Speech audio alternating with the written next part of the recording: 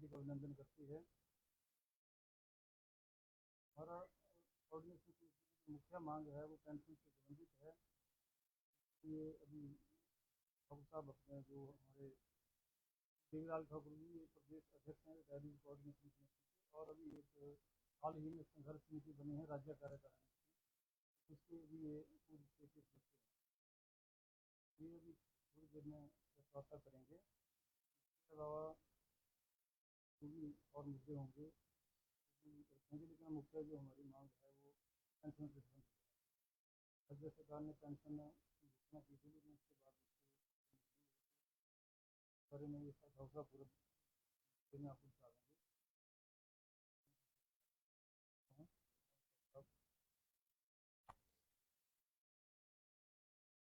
यहाँ पर उपस्थित पत्रकार बंधुओं, मैं यहाँ पर आपका स्वागत करता हूँ। ये मेरी तीसरी प्रेस कॉन्फ्रेंस है सोलन में। इससे पहले मैं आपको कई बार मिल चुका हूँ। आज का जो हमारा मुख्य मांग है, मुख्य जो आज विषय है, वो 3 विषय है। एक जो 99 की जो पेंशन है, 2.5 साल पिछली सरकार के समय हम उठाते रहे और 2.5 साल इस सरकार के पास हमारे को जाते हुए हो चुका है। दूसरा हमारा संगठन के बारे में है। जो संगठन में हमारे को दिक्कत आ रही थी, उस संगठन को हमने मजबूत करने के लिए, और कुछ लोग जो हमारे से विरुद्ध में काम कर रहे थे उनके खिलाफ होगी। और तीसरा जो संयुक्त संघर्ष समिति जो स्टेट की बनी है, उसका जो 18 मेंबरीय कमेटी बनी है, उसका मैं मेंबर हूँ। और उसमें हमने ये मांग जो हमारी थी पेंशन की और उसके साथ मेडिकल की, उसको हमने रखा है। मैं बार बार एक एक विषय पर आपसे बातचीत करूंगा। ये जो पेंशन है हमारे को 99 में 20 बोर्ड कॉर्पोरेशन थे, उनमें से एक कॉर्पोरेशन बंद हुई है, 2-3 कॉर्पोरेशनों का मर्ज हुआ है। इसमें से जो 12 कॉर्पोरेशन हैं वो प्रोडक्ट तैयार करती है, 3 जो सोशल ओरिएंटेड हमारी कॉर्पोरेशन है, 3 जिसको समाज का कार्य करती है। इस विषय में मैंने बार बार मुख्यमंत्री जी को लिख कर दिया है कि 3 कॉर्पोरेशनों के जो एम्प्लॉइज बचते हैं उसमें लगभग 150 और 65 के बीच में है जिनको आपको पेंशन देनी पड़ेगी। बाकी जो अन्य बोर्ड कॉर्पोरेशन है उनमें मैंने एक सुझाव दिया था, एक अच्छा सुझाव दिया था उनको कि आपको कोई पैसा नहीं देना पड़ेगा। मैंने ये कहा था कि मान लो आप सिविल सप्लाई कॉर्पोरेशन को पेंशन लगाना चाहते हैं तो आपने केवल 1 रुपया आपको एक आइटम में बढ़ाना है। 6 आइटम जो है वो बेच रहे हैं तो आपकी जो सिविल सप्लाई का कॉर्पोरेशन का उसका पैसा पूरा हो जाएगा। उसी प्रकार जैसे जीआईसी का है, वो शराब का व्यापार करती है, आपको केवल 1 बोतल पर 5 रुपए बढ़ाइए। आप 2 करोड़ 75 लाख बोतल बिकती है, उस पर ही इस कॉर्पोरेशन का हो जाएगा। हैंडीक्राफ्ट का है, आपका टूरिज्म का है, सारे सामने लिख कर दिए हैं, मुख्यमंत्री को सुझाव दिए। हमने यहाँ तक कहा है उनको कि आप जो है हम एरियर 50% छोड़ देंगे, आप फिक्स कर दीजिए डीए हम नहीं लेंगे, हम एरियर 2 साल में लेंगे, 3 साल लेंगे। लेकिन पहली जो बैठक मेरी हुई उससे मेरे को उम्मीद बनी थी कि शायद मुख्यमंत्री जो है हमारी बात को महत्व देंगे। लेकिन जैसे जैसे समय गुजरता गया सरकार अपने तौर तरीके बदलती गई और मुख्यमंत्री जी का भी यही तौर तरीका बदलता रहा। झूठ बोलते रहे, मुझे कहा कि मेरा 15,000 करोड़ का जो लोन है उसकी लिमिट है उसको उठाकर जो है तो 9 करोड़ सरकार केंद्र सरकार ने कर दी। 5,000 करोड़ की जो मेरी सेंटर से सहायता आती थी वो बंद कर दी गई है। हमने उसके बावजूद उनको कहा कि मैंने कहा मुख्यमंत्री जी हम जो एम्प्लॉइज हैं जब आप ट्रांसपोर्ट को दे सकते हैं, जब आप उसको दे सकते हैं, म्युनिसिपल कॉर्पोरेशन को दे सकते हैं, इलेक्ट्रिसिटी बोर्ड को दे सकते हैं, तो ये 6,730 लोग हैं, इनको तो कोई दिक्कत नहीं है। इसी पेंशन को जो 99 मैंने करवाई थी इसके आधार पर 1400 लोगों को लगभग पेंशन मिल रही है। सेम जो 99 में अननोटिफिकेशन रही, जो विड्रॉल हुई वो 4 को हुई है। 4 से पहले जितने भी 99 तक रेगुलर थे और रिटायर हुए उनको सबको पेंशन मिल रही है, एज पर गवर्नमेंट मिल रही है। 1972 का जो रूल है हमारा वो मिल रही है। सरकार ने हमारी नहीं सुनी।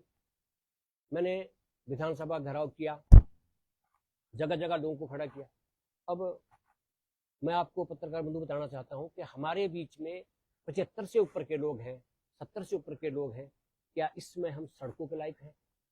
हमें तो मेडिकल भी नहीं मिलता है, इतनी हालत खराब है। जब हम एज्ड हो जाते हैं तो उसमें हमारे को जो है मेडिकल की बहुत आवश्यकता है। किसी कॉर्पोरेशन में दे रहे, किसी में दे नहीं रहे। यदि कॉर्पोरेशन में घाटे में है तो हमारी वजह से नहीं है, यदि घाटे में है तो इनकी गलतियों के कारण है। एक छोटा सा रेफरेंस और लेना चाहूंगा। प्रदेश सरकार ने अभी एक्साइज पॉलिसी में चेंज करके ये कह दिया कि शराब जो है वो एम्प्लॉइज बेचेंगे। आप बताइए, आज के इतिहास में कोई भी कर्मचारी शराब बेचता हो नहीं पाया गया, और वो ठेके दिए गए एक कॉर्पोरेशन को, जिसको अभी तक जो मेरे पास आंकड़ा है उसमें 70 करोड़ का लॉस हो चुका है, और जो कॉर्पोरेशन कमा रही थी उसको 110 करोड़ का जो है वो एक्साइज ड्यूटी उसके नाम स्टैंड खड़ी हो जाएगी। ये हालत है कॉर्पोरेशन। अब देखिए, तनख्वाह देने के लिए पैसे नहीं सरकार के पास। टूरिज्म डिपार्टमेंट में, कॉर्पोरेशन में देखिए आप, उनको तनख्वाहें नहीं मिली है। आप उसमें देखिए, इसमें जो इसका हाउसिंग बोर्ड की अभी जो मर्जर उसमें हुआ है, विकास पर हाउसिंग बोर्ड जो हुआ है, जो उसका मिलाया गया, उसमें उन लोगों को 6 से एरिया नहीं दिया गया। आप लगाइए अंदाजा। म्युनिसिपल कॉर्पोरेशन में देख लीजिए आप, म्युनिसिपल कॉर्पोरेशन में लोगों को पेंशन मिल रही है 6 के हिसाब से मिली, ना 6 की दी ना 16 की दी। ये हाल है सरकार। सरकार के पास फिजूल खर्ची के लिए पैसा है, एम्प्लॉइज के लिए देने के लिए कुछ नहीं है। हमने इतनी रिक्वेस्ट भी की मुख्यमंत्री से, आप हमारी पेंशन फिक्स कर दीजिए, तो आप उसका हमारे को बना दीजिए, कैटेगरी बना दीजिए कि एक को ये मिलेगी 20, 30, 40, 50, इस ढंग से बना दो, हम डीए नहीं लेंगे। नहीं, मुख्यमंत्री जी को जो ये सिखाया गया है फाइनेंस सेक्रेटरी के लिए द्वारा, वो ही आगे मुख्यमंत्री जी बोले, वही हाल पिछली सरकार का था, यही वर्तमान में सरकार का हाल है। तो अब जो है, हम जो हमारी पहली बैठक हमीरपुर में हुई थी, उस बैठक में मैं था, और उसमें जो संघर्ष समिति स्टेट की बनी है एनजीओ फेडरेशन के साथ, उसमें हमारी जो मांग है वो पेंशन की और उसके साथ मेडिकल की है, वो मैंने उठाई है। और वो जो डिमांड चार्टर सरकार को गया है ज्वाइंट हमारा, उसमें हमारी मांग जो है वो रखी गई है मेडिकल के साथ में। मैंने उसमें ये प्रश्न उठाया था कि जब लेक्चरी बोर्ड को आप मेडिकल दे रहे हैं, उनकी वो दे रहे हैं, पेंशन दे रहे हैं, तो हमें क्यों नहीं मिल सकता? अब तो बड़े कम एम्प्लॉइज है, और 70 साल से ऊपर कितने दिन हम पेंशन खाएंगे? लेकिन सरकार के पास कोई जवाब नहीं है। एक बात थोड़ा सा मैं और आगे जाना चाहता था। एक हमने छोटी सी कमेटी का गठन किया था शिमला और सोलन के लिए। उन्होंने ये कहा, हमारे सेनेटर को ये कहा कि हम कांग्रेस के लोग हैं, हम जो है हाथ पकड़ के करवाएंगे, हम पहली कैबिनेट में करवाएंगे। लेकिन जब मैंने उनका हाल देखा, वो फेल हो गए। उन्होंने क्या किया, फिर जो अभी आपदा हमारे 23 में आई थी, उस आपदा के लिए हमने निर्णय लिया था कि हम 51,000 रुपया देंगे। कुछ लोग उठे और उन्होंने, संजय अवस्थी जी जो हमारे हरकी के विधायक हैं, उन्होंने साड़ाघाट में एक मीटिंग की वन विश्राम गृह में, और उन्होंने घोषणा की वहां पर कि मैं 15 दिन का पेंशन दूंगा, कम से कम 2.5 लाख रुपया दो। मैं आपके माध्यम से, उससे पहले मैंने प्रेस नोट जारी किया है और उस बाइट में कहा है कि संजय अवस्थी जी, आप जो वादा किया था आपने साड़ाघाट के विश्राम गृह में, आप उसको वादे को पूरा करें। 15 दिनों के अंदर आपने कहा था पेंशन, आज 2.5 साल हो गए, आप एक शब्द नहीं बोल रहे। आपके पास, हमारे पास बोलने के लिए एक शब्द नहीं है। या तो हमारे 2.5 लाख वापस करें। जिन लोगों को 500 और 700 और 800 रुपया पेंशन मिलती थी, उन्होंने 1,000 रुपया इकट्ठा किया, 2.5 लाख रुपया दिया। फिर देखिए उन लोगों ने क्या रचना रची कि जी मुख्यमंत्री ने हमारे को चेक देने के लिए समय मांग रखा है, 11 बजे हमारे को सीएम ने समय दे रखा है। मैं एक दिन पहले ओएसडी जो गोपाल शर्मा जी है, उनके वहां बैठा हुआ था। मैंने कहा कि कल का कोई अपॉइंटमेंट है हमारी? कि नहीं, कल की तो कोई अपॉइंटमेंट नहीं है, क्योंकि प्रियंका गांधी जी आ रही है, उनको लेने मुख्यमंत्री चंडीगढ़ जा रहे हैं और उन्होंने कुल्लू का दौरा करना है और वापस आने।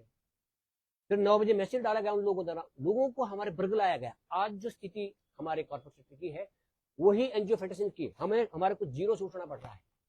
इतनी हालत खराब है एनजीओ फेडरेशन की। मैं शिमला के मीटिंग में था कल, जो रोटरी क्लब में थी उनकी, उनका भी वही हाल है, क्योंकि फ्रस्ट्रेटेड हो चुके हैं। जो हमारे लोग मिसलीड करते हैं, उन्होंने कहा कि हम कर दें।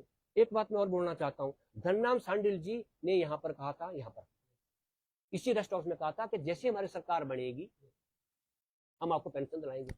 वही धनराम सांडिल जी यहाँ आए, जब मंत्री बने, हमारे ये लोग यहाँ पर मिले और स्टेट में इनकार कर दिया। आप देखिए ये हालत है सरकार की। हमने यहाँ ने हमने उनको सुझाव दिया कि आप इसको उसमें रख दो, आपने जो घोषणा पत्र बना रहे, नहीं वो लीगल उसमें केस आपका सुप्रीम कोर्ट में। भारतीय जनता पार्टी ने 7 के मैनिफेस्टो में और 17 के मैनिफेस्टो में डाला, उनको लीगल उसमें दिक्कत थी, लेकिन कांग्रेस को दिक्कत थी। कांग्रेस ने जिस प्रकार से झूठ बोलकर कर्मचारियों को बरगलाया है, उसका सबक हम सिखाएंगे, चाहे धन्याम सांडिल जी हो, चाहे बिलासपुर से अपने जिन्होंने प्रिविलेज लाया सेक्रेटरी के जो शर्मा जी हैं, जो एसओ बन गए हैं, एक वो हो गए, और के संजय बस्ती जी, इन्होंने अति कर रखी है, झूठ बोलते हैं।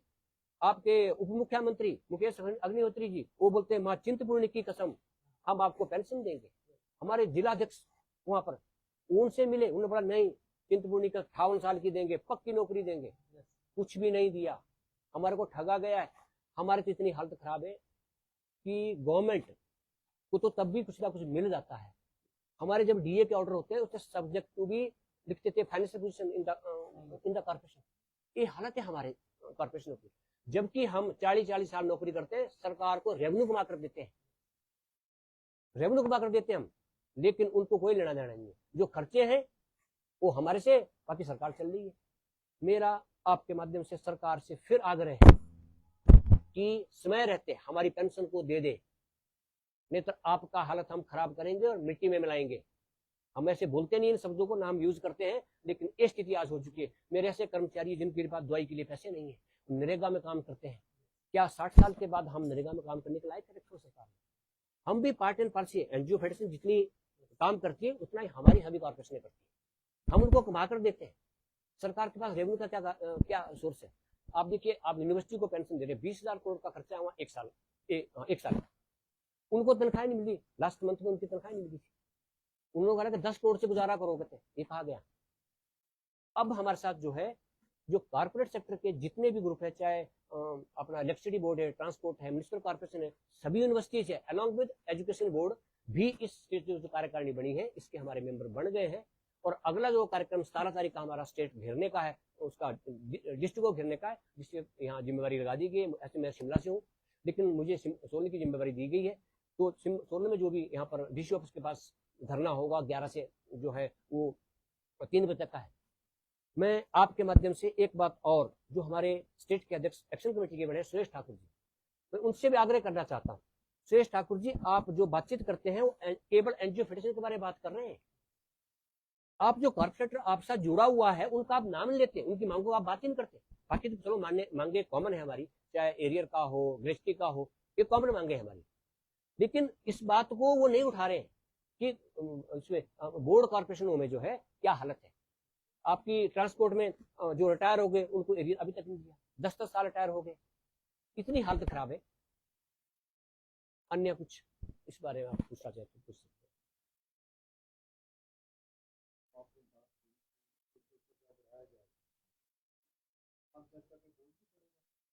उसमें 1 रुपया बढ़ने से कोई भी भोज नहीं होगा, वो पेंशन सेस में लगेगा। उसमें पेंशन सेस हर कॉर्पोरेशन अपना बोर्ड से अप्रूव करके लगा सकती है, लेकिन सरकार ने वो जो गौ उसके लगाया हुआ है वो गलत लगाया हुआ है। बहुत एक पत्नी कोई टेस्ट लगा रखा उन्होंने, पर बोतल पे लगा रखा है, पर बोतल पे उन्होंने पर आदि और कौवे पे लगा रखा उन्होंने, जबकि वो नहीं लगा सकती। कोई बोर्ड से अप्रूवल नहीं है। जो बोर्ड है, जो कॉर्पोरेशन का बोर्ड है वो कॉम्पिटेंट होता है, उससे ऊपर गवर्नमेंट नहीं होती। उसमें फाइनेंस एक्टिव होता है, कंसल्ट एक्टिव होते हैं, लेकिन उसको लगा सकते हैं। 1 रुपये से 5 रुपये से क्या फर्क पड़ेगा? 6 आइट में बेचती है वो, 1 रुपया बढ़ाना है, आपका 90 लाख के आसपास आएगा। 18 लाख जो है उनके कस्टमर है, सीधा बन जाता है। सरकार को देना ही पड़ेगा, ना नाराजगी कहीं से होगी ना यहाँ पे। हम भी तो एम्प्लॉइज है, हम तो हमारे नाम पर सरकार को जो पैसा जा रहा है, हमारे नाम पर जो पैसा जा रहा है, करोड़ रुपए का जो जा रहा है, वो कहाँ से आ रहा है? हम कमा कर दे रहे हैं। चाहे आपका इलेक्ट्रिसिटी बोर्ड हो, चाहे आपका इसका जीआईसी हो, एसआईडीसी हो, चाहे आपका सिविल सप्लाई हो, हैंडीक्राफ्ट है, आपका एचपीएमसी है, एग्रो पैकेजिंग है, एग्रो इंडस्ट्री है, कोई भी हो, कमा कर दे रहे हैं हम उनसे उन्हें मांग रहे हैं। और हम तो इतना तक कह रहे हैं कि जैसे सरकार में होता है कि अपना जो उनकी उसका पीएफ होता है उसको निकाल देते हैं, उसके बाद उनको पेंशन मिल रही है। हमारे को, हम तो बोले जो हमारा सिंगल शेयर है हम उसको जमा कराएंगे या ड्यू एंड ड्रॉन करेंगे, हम उस पर पेंशन मांगे सरकार से, लेकिन उस पर भी तैयार नहीं है सरकार। स्टेट गवर्नमेंट एम्प्लॉय का भी पैसा है जो ईपीएफ में पड़ा हुआ, वो आज की डेट में 400 करोड़ रुपए है। उसको यदि गवर्नमेंट पेंशन देगी तो वो 400 करोड़ रुपए जो ईपीएफ सेंट्रल गवर्नमेंट में पड़ा हुआ वो स्टेट गवर्नमेंट को आएगा। तो फिर सीएम साहब ने विधानसभा में खड़े होकर ये बोला कि जैसी हमारी गवर्नमेंट आएगी हम पेंशन देना शुरू कर देंगे। आज कितने साल हो गए, मतलब ये देखो झूठ की भी क्या हद है। पेंशन मतलब आप विधानसभा में खड़े होकर बोल रहे हैं कि भाई हमारी गवर्नमेंट आएगी तो पेंशन देंगे विधानसभा में। अभी पिछले दिनों मुख्यमंत्री ने हेलीकॉप्टर में हमारे एक पत्रकार को बोला कि भाई कॉर्पोरेट सेक्टर का मुझे पता है, मैं अब थोड़े दिन बाद पेंशन देना शुरू कर दूंगा। भाई झूठ की तो हद होती है। भाई आपके लिए जो इंग्लैंड में जाने के लिए पैसे हैं और एम्प्लॉय के लिए पैसे नहीं है, मेरा डिपार्टमेंट है। तो ये जितने भी गवर्नमेंट है, स्टेट गवर्नमेंट है, एचपी फाइनेंशियल कॉर्पोरेशन की वैसे है, आज उसका एम्प्लॉय धक्के खाते थे। जितने भी होटल है हिमाचल में, जितनी इंडस्ट्री है, सारी एचपी फाइनेंशियल कॉर्पोरेशन की फाइनेंस की हुई है। यहाँ बड़े बड़े ट्रांसपोर्टर, यहाँ का सबसे बड़ा ट्रांसपोर्टर जो है प्रेम बस सर्विस है, आज वो केवल इस वजह से खड़ा है कि एचपी फाइनेंशियल कॉर्पोरेशन ने उसको पहली बस दी थी। जितना बड़ा यहाँ ट्रांसपोर्टर है, जितने बड़ी इंडस्ट्री लगी हुई है, वो किस ऑफिस की वजह से बनी है? वो एचपी फाइनेंशियल कॉर्पोरेशन। वहाँ का एम्प्लॉय धक्के खाता है। हमारे यहाँ ईपीएफ की भी पेंशन नहीं है, हमको 0 पेंशन आती है। पहली तारीख को हमको कुछ नहीं आता। जिसने स्टेट गवर्नमेंट को बनाया उसके एम्प्लॉयज को धक्के खाने पड़ रहे हैं। मेडिकल की फैसिलिटी नहीं। आज मेरी 70 साल की है, मुझे कुछ नहीं है। मैं सीनियर पोस्ट से रिटायर हुआ हूँ, मेरे पास कोई साधन नहीं है। आप झूठ बोलो, पब्लिक से ही झूठ बोल लो जो तुमको जिता के लाती है। इसी गेस्ट हाउस में मंत्री जी ने बोला कि पहली कैबिनेट में आपकी मैं पेंशन करा के दूंगा और सूरत नहीं दिखाऊंगा। आज जब मिलने आए ये तो बड़ा कष्ट का काम, ये तो बड़ी मुश्किल का काम है। अरे भाई थोड़ी बहुत तो शर्म करो।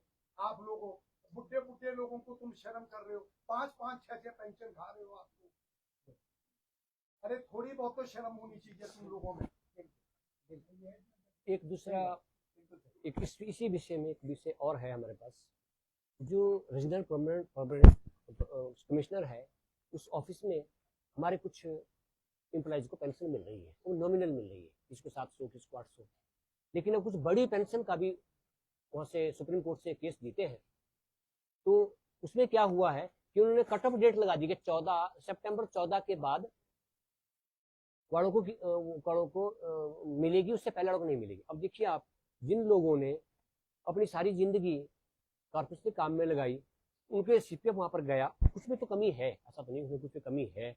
उन्होंने 12% काट कर नहीं दिया, जिनकी नहीं लगी है पेंशन 12% नहीं काट के दिया, लेकिन उनके लिए तो कुछ रोल होना चाहिए। उनको तो कुछ दो, 10-15 हजार 20 हजार रुपया जो बढ़ रहा है वो तो दो, वो भी नहीं है। सरकार जो है अपने लिए पेंशन चाहिए। और मैं सतपाल जी का मैं बड़ा अच्छा सुन रहा था विधानसभा में, उन्होंने कहा कि आपने भाभी को तो पेंशन लगा दी लेकिन आपने पेंशन कर्मचारी को नहीं दी। तो उन्होंने मुख्यमंत्री जी ने क्या जवाब दिया? उन्होंने कहा कि पेंशन नहीं, अभी तनख्वाह ले रहे हैं, ये केवल अपना सोच रहे हैं, देश से कोई लेना देना नहीं है इनको, आम जनता से कोई भी लेना देना नहीं है। ये सरकार बीजेपी की हो या कांग्रेस की हो, ये सब एक बराबर है। कर्मचारी इस बार जो सरकार है, चाहे बीजेपी की चाहे कांग्रेस की, वो इस बात को भूल जाए कि हम जो हैं इसके बाद हमारी बारी है, बारी हम इस बारी नहीं आने देंगे। ये मैं फिर बताना चाहता हूँ। हमने पिछली सरकार को बार बार कहा, मैंने पूरा कहा, उन्होंने कहना कि हम सरकार रिपीट कर रहे हैं। मैंने बोला पवन राणा जी, शिमला सोन सिरमौर से 2 सीटें आ रही है, बिंदल को वहां हरा रहे, कौन तीसरी सीट बताओ? आप बोलते रिपीट कर रहे हैं, बताओ मैं क्या तीसरी सीट कौन सी? मैंने बोला है तभी उनको भी बोला मैंने, सुरेश भारद्वाज जी मेरे को मिले, रिपीट कर रहे हैं। मैं कह रिपीट नहीं, घर को जा रहे हैं आप।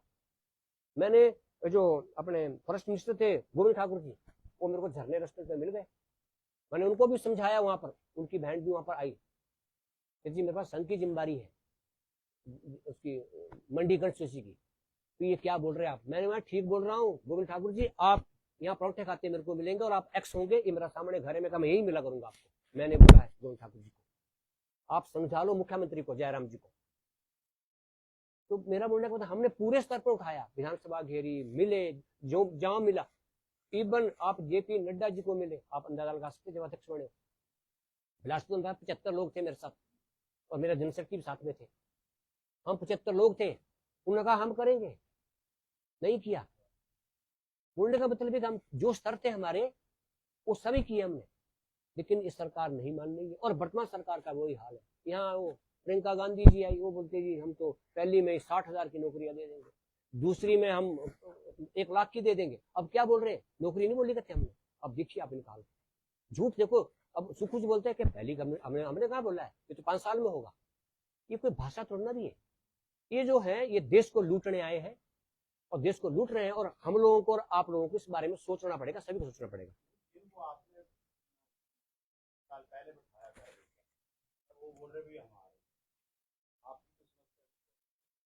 देखो ऐसा है कि हम इनको आसानी से नहीं आने देंगे, इसका हम तरीका नहीं, वो हम उसके लिए हम उपाय कर रहे हैं। अभी जो नेक्स्ट मीटिंग होने जा रही है उसमें हम कोशिश करेंगे कि इस विषय को भी लिया जाए। हम इनको ऐसे आसानी से आने देंगे, ये तो हमने आपको बता दिया। मैं आपको फिर बता रहा हूँ सोलन की प्रेस कॉन्फ्रेंस में, मैं संघ का स्वयंसेवक हूँ, हमने कोई ठेका नहीं और ना बीजेपी का ना कांग्रेस का। मैं संघ का स्वयंसेवक हूँ, 1982 से संघ का स्वयंसेवक हूँ। ये तो स्कूल में पढ़ते होंगे जो ये है आज नेता जो बने हुए हैं। हम इनको सबक सिखाएंगे, मैंने आपको बता दिया। और किसी अवस्थी जी हो, सोलन से सांडिल जी हो और राजेश धर्माणी जी हो, याद आ गया मेरे को, जिन्होंने प्रिविलेज लाया। इससे पहले मुख्यमंत्री वीरभद्र जी भी थे, उन्होंने भी सरकार चलाई, लेकिन उनको इतनी गालियां दी, लेकिन उन्होंने कभी प्रिविलेज किसी भी कर्मचारी के खिलाफ लाया। मैं कल भी उनसे बात करा था, शर्मा जी से, उनके सेक्रेटरी एसोसिएशन के प्रेसिडेंट है, वो मेरे को कल मिले थे। तो उन्होंने क्या किया, उसकी प्रमोशन तो कर दी, वापस लाया। ये हालत है सरकार की। अब हमने तो ये भी निर्णय लिया है कि अनिश्चितकालीन भूख हड़ताल बैठेंगे शिमला में, और ऐसे नहीं उठेंगे। जिसकी बार रैली होगी 17 तारीख को, जिसकी बार पूरे प्रदेश में होगी। तो बोलने का मतलब है कि इस प्रकार से हम जब काम करेंगे, कुछ भी हो जाए, ओआर पार की लड़ाई लड़ेंगे, सरकारें भूल जाए, सरकारें भूल जाए। हमारी तो उसका जो तीसरा तरीका उसको ढूंढेंगे हम, उसको ढूंढ रहे हैं हम। तीसरा विकल्प देख रहे हैं हम, बातचीत कर रहे हैं। ऐसे नहीं कुछ आने देंगे किसी को नहीं। जो इनको हवा है ना कि हमारे को तस्वीर में मिल जाएगी, वो तो हम देने देंगे, ये तो भूल जाए। दूसरा हमारा जो संगठन है, इसके बारे में थोड़ा पहले आपको बता दिया है। एक हमने संघर्ष समिति बनाई थी, उसमें हमने ये कहा था कि शिमला सोलन के लोग जो है वो इसमें पार्टिसिपेट करेंगे। वो इसलिए किया था कि चंबा कांगड़ा से लोग दूर होते हैं, इसलिए हमने बोला कि शिमला सोलन के लोग नजदीक के हैं। तो हमने जो था उसको एक अध्यक्ष को और एक जनरल सेक्रेटरी को बनाया था, और 5 और जोड़े थे। लेकिन उन्होंने क्या किया, उन्होंने इस संगठन को तोड़ने की कोशिश की। इस संगठन को कभी कांग्रेस पार्टी के कार्यालय में नारे लगाते रहे, और कभी अवस्थी जी को पार्टी कार्यालय में माड़े डाल रहे, कभी साड़ा घाट के वहां डालते रहे। उन्होंने बोला हम 15 दिन में करवा देंगे, ये आज करवा देंगे, कल करवा देंगे, उससे मिल रहे हैं। तो उन्होंने कुछ गतिविधियां की है, उसमें से हमने जो 5-6 एम्प्लॉइज है वो हमने उनको हटा दिया है। उनमें से सोलन से जो है BS चौहान, ये फॉरेस्ट कॉर्पोरेशन से थे, इनको हमने यहाँ 6 साल के लिए बर्खास्त कर दिया गया है। NK बाली शिमला से HPTDC में थे, इनको हमने हटा दिया गया है। कमलेश सांडिल शिमला से फॉरेस्ट से है, इनको भी हमने हटा दिया गया है। KL वर्मा मंडी से है, वो टूरिज्म से है, उनको भी हटा दिया। और ये बिंदर राणा है कांगड़ा से, इस सिविल सप्लाई कॉर्पोरेशन से। इन्होंने इस संगठन को तोड़ने की कोशिश की, और आज मुझे 0 से शुरू करना पड़ रहा है। जबकि हमारा संघर्ष जो 2.5 साल पहले था, 4 साल पहले था, उसको हम पीक पे ले गए थे। इतना डाउन कर दिया, इतनी बदनामी कर दी। वही जो एनजीओ फेडरेशन में ऐसे लोग हमारे को मिल गए। तो हमारे लड़ाई केवल पेंशन की है, हमारी कोई आपस में रंजिश नहीं है। मैंने उनको कहा काम करो, नहीं काम नहीं करना, हम तो जो कांग्रेस के हैं। जानता उनको कोई है नहीं, अपनी परिचय करते रहे, अपने परिचय बताते रहे कि मैं हूँ जी, जानता उनको है नहीं। मैं मुख्यमंत्री को जब मिला, मैं 3 बारी मुख्यमंत्री को मिला हूँ, 3 बारी। मेरा जब कार्ड गया और मैंने कलम किया, मैं डायरेक्ट मिला मुख्यमंत्री से, उन्हें कंधे पे हाथ रखा। मेरे को उम्मीद हुई, मैं कह रहा ये कर देगा। कहा पहली मीटिंग में कुछ, दूसरी में कुछ, तीसरी में कुछ, भाषा बदलती है। मुख्यमंत्री की इतनी भाषा है, सचिवालय उन्होंने विधानसभा में कहा था कि क्लर्क को दूंगा, सुपरिटेंडेंट को दूंगा, सारी बोर्ड कॉर्पोरेशन को दूंगा और दूसरों को दूंगा। सारी तो छोड़ दो, 6,700 थी उनको तो दे। अब एक रेफरेंस और देना चाहता हूँ मैं आपको। सरकार का इतना पैसा है, दाड़ना में स्कूल तो बना हुआ +2, उसमें क्या है, 3 मंजिला मकान बना हुआ है, 3 मंजिला स्कूल ही बना हुआ, खुला कॉम्प्लेक्स है। क्या क्या 60 बीघे जमीन ले ली, 60 बीघे जमीन ले ली, उस पर बोर्डिंग वाला स्कूल खोल रहे हैं जिसमें 50-60 करोड़ रुपया खर्चा आएगा। आप बताइए, उसका नाम रखा जा रहा है राजीव गांधी बोर्डिंग स्कूल। अब देखिए, ये तो हर जगह वहां देने के लिए पैसे, हमें देने के लिए डीए के लिए पैसे नहीं है। हमारा एरिया 16 से बना हुआ है, 21 तक का एरिया हमारा रोका हुआ है। कब तक 70 साल से ऊपर दे रहे हैं, कब तक 50 साल से ऊपर दे रहे हैं। नहीं, क्यों नहीं चाह रहे, हम चाह रहे हैं। हम जो जिस स्किल में पढ़ रहे हैं उसमें अच्छी शिक्षा नहीं मिल रही है।